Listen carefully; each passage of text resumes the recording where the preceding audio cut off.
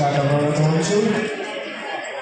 धन्यवाद छ परमेश्वरलाई फेरि पनि यो समय अनि मैले कविताहरू रचेर तपाईँहरूको बिचमा सुनाउनु पाउँदा खुसी लागेको छ र यो कवितालाई चाहिँ मैले विशेष आजको दिनको लागि रचेको छु र यसमा केही अलिकति भागहरू चाहिँ मेरो पुरानो कवितामा लिएको छु। म भन्नेछु, कृपया ध्यान दिएर सुन्नु होला। अनि यो कविता चाहिँ विशेष गरेर बाइबल पढ्नु हुनेर चाहिँ विशेष बोल्नु हुनेछ है। अनि केही प्रकारको छ। अनि मसँग यहाँ आउनु हुँदाखेरिको जुन झमेला छ त्यो झमेलालाई मैले यसमा दर्शाउन खोजेको छु र कृपया आफ्नो ध्यान दिनु होला। म सुरु गर्न गइरहेको छु। प्रभुले आदिमा आफ्नो परिवार बढाउने योजना बनाउनु भयो। प्रभुले आदिमा आफ्नो परिवार बढाउने योजना बनाउनु भयो। त्यसैले प्रभु स्वर्गबाट धरती ओर्ली आउनु भयो। त्यसैले प्रभु स्वर्गबाट धरती ओर्ली आउनु भयो। शून्यतामा रहेको पृथ्वीलाई हेर उहाँले ज्योतिमा ल्याउनु भयो। शून्यतामा रहेको पृथ्वीलाई हेर उहाँले ज्योतिमा ल्याउनु भयो। सबै सृष्टिलाई प्रभुले 6 दिनमै ल्याउनु भयो।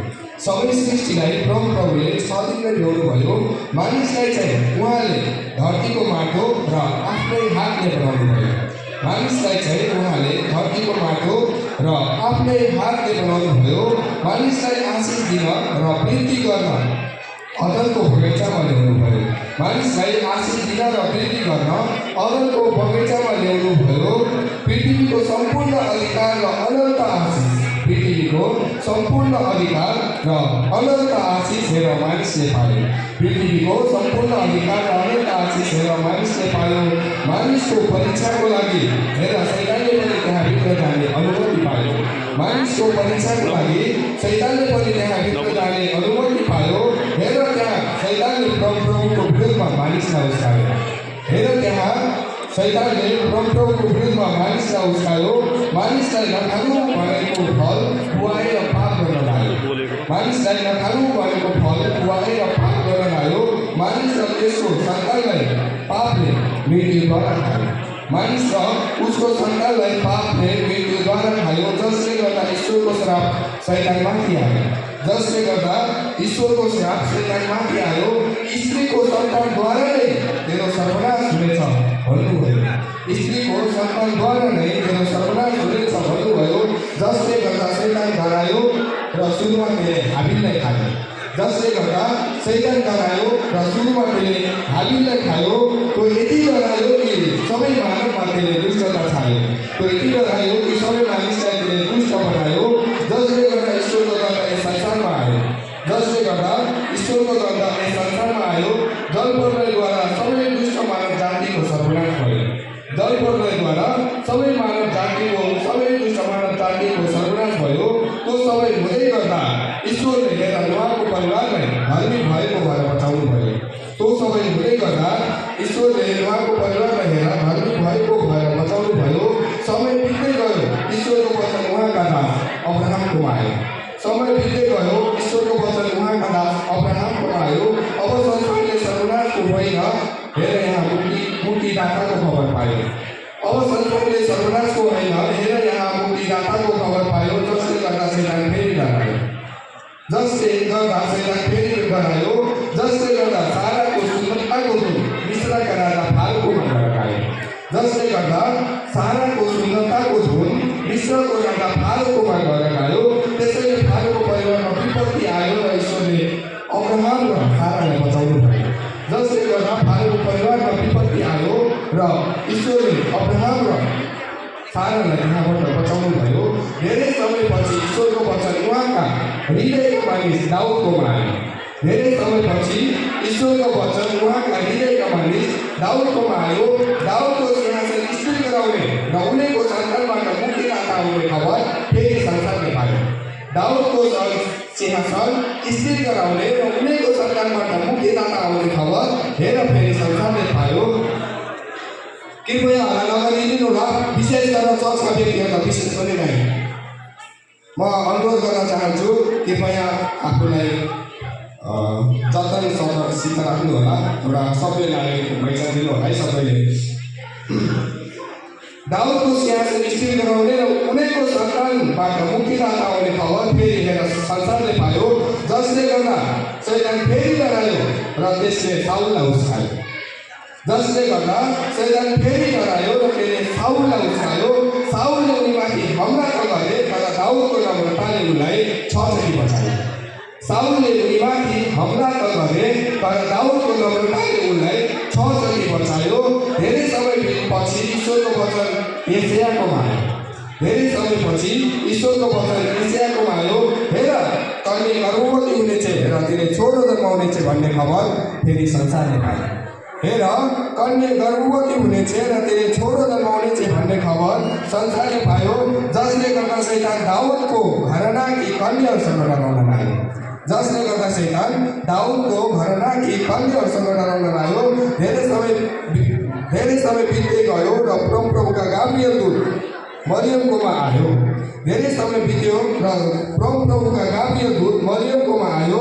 सर्वशक्तिमानको छाया तिमीमाथि छ, तिमीले छोरो जन्माउनेछौ भनेर भन्नुभयो। सर्वशक्तिमानको छाया तिमीमाथि छ, तिमीले छोरो जन्माउनेछौ भनेर भन्नुभयो। शैतानले कन्याहरूमा नजर राख्दै के थियो, अचानक पूर्वमा एउटा तारा उडायो। शैतानले कन्याहरूमा नजर राख्दै के थियो, हेर अचानक पूर्वमा एउटा तारा उडायो। हेर यहाँ शैतानले मुक्तिदाताको र शैतानले सर्वनाश गर्नुहुने जन्मिनु भएको खबर पायो। हेर यहाँ शैतानले मुक्तिदाताको र शैतानले सर्वनाश गर्नुहुने जन्मिनु भएको खबर पायो। हेर शैतान धेरै डरायो र आफ्नो सहायताको लागि त्यसले फेरि हेरोद राजालाई जगायो। हेर शैतान धेरै जो डरायो र त्यसले आफ्नो सहायताको लागि हेरोद राजालाई जगायो। 2 वर्ष मुनि सबैलाई मारिदिनु भनेर हेरोद राजाले आफ्नो सैनिकलाई पठायो। 2 वर्ष मुनिका सबैलाई मारिदिनु भनेर हेरोद राजाले आफ्नो सैनिकहरूलाई पठायो। ईश्वरले मुक्तिदातालाई मिश्र देशमा पठाएर बचाउनु भयो। ईश्वरले मुक्तिदातालाई मिश्र देशमा पठाएर बचाउनु भयो। हेरोद राजा नवरुन्जेलसम्म त्यही नै बसाल्नु भयो। हेरोद राजा नवरुन्जेलसम्म त्यही नै बसाल्नु भयो। त्यसपछि संसारमा मुक्तिदाताको जीवन कस्तो रह्यो? त्यसपछि संसारमा मुक्तिदाताको जीवन कस्तो रह्यो? हेर कुष्ठरोगी निको पारिएको, लङ्गो हिँड्ने भएको, अन्धो देख्ने भएको र मुर्दा जीवित पारिएको खबर इजरायल देशबाट निस्केर आयो। हेर कुष्ठरोगी निको पारिएको, लङ्गो हिँड्ने भएको, अन्धो देख्ने भएको र मुर्दा जीवित पारिएको खबर इजरायल देशबाट निस्केर आयो। पश्चाताप गर, स्वर्गको राज्य नजिक आइपुगेको छ भनेर मुक्तिदाताले मानव जातिलाई भन्नुभयो। पश्चाताप गर, स्वर्गको राज्य नजिक आइपुगेको छ भनेर मुक्तिदाताले मानव जातिलाई भन्नुभयो। समय बित्दै गयो र उहाँ मारिने दिन नजिकै आयो। समय बित्दै गयो र उहाँ मारिने दिन नजिकै आयो। जसले गर्दा शैतान फेरि डरायो र आफ्नो सारा तागत लगाउन थाल्यो। जसले गर्दा शैतान फेरि डरायो र आफ्नो सारा तागत लगाउन थाल्यो। उहाँ मारिनुहुन्न भनेर पिलातसकी श्रीमतीलाई भन्न लगायो। उहाँ मारिनुहुन्न भनेर पिलातसकी श्रीमतीलाई भन्न लगायो। उहाँ मारिनै पर्ने थियो, यो नै ईश्वरको इच्छा थियो। उहाँ मारिनु नै पर्ने थियो, यो नै ईश्वरको इच्छा थियो। हरेक मानवको पापको दण्ड उहाँलाई नै दियो। हरेक मानवको पापको दण्ड उहाँलाई नै दियो। जसले गर्दा हेर पापले उहाँलाई कलवरीलाई दियो। जसले गर्दा हेर पापले उहाँलाई कलवरीलाई दियो। कलवरीले उहाँलाई मृत्युलाई दियो अनि मृत्युले उहाँलाई चिहानलाई दियो।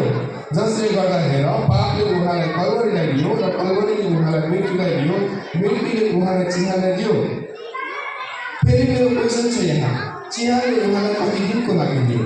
फेरि मेरो क्वेसन छ यहाँ, चिहानले उहाँलाई कति दिनको लागि दियो? हेर मुक्तिदाता तेस्रो दिन जीवित हुनुभयो। हेर मुक्तिदाता तेस्रो दिन जीवित हुनुभयो। हरेक पापीलाई त्यसको पापदेखि अब मुक्ति दिनुभयो। हरेक पापीलाई त्यसको पापदेखि अब मुक्ति दिनुभयो र उहाँमा मारिएकाहरूलाई अनन्त जीवन र उहाँमा मारिएकाहरूलाई अनन्त जीवन उहाँले आफ्नै रगतद्वारा किनिदिनुभयो। उहाँमा मारिएकाहरूलाई अनन्त जीवन उहाँले आफ्नै रगतद्वारा किनिदिनुभयो। उहाँ यस संसारमा आएर हामीलाई सत्य परमेश्वर चिनाइदिनुभयो। उहाँ यस संसारमा आएर हामीलाई सत्य परमेश्वर चिनाइदिनुभयो। अब हे पाप र हे मृत्यु, अब हे पाप र हे मृत्यु तेरो शक्ति कहाँ गयो? अब हे पाप र हे मृत्यु तेरो शक्ति कहाँ गयो? तेरो राज्य अब यस संसारमा सर्वनाश भयो। तेरो राज्य अब यस संसारमा सर्वनाश भयो। हेर आज यहाँ केही मुक्तिदाताको जन्म बढादिन आएको छ। हेर आज यहाँ केही मुक्तिदाताको जन्म बढादिन आएको छ। हरेकले यहाँ उहाँको नाममा मुक्ति पाएको छ। हरेकले यहाँ उहाँको नाममा मुक्ति पाएको छ। हेर यहाँ, हेर यहाँ, हेर यहाँ, हेर यहाँ सांसारिक भन्दा बढ्ता अब स्वर्गीय आनन्द चाहेको छ। आमेन।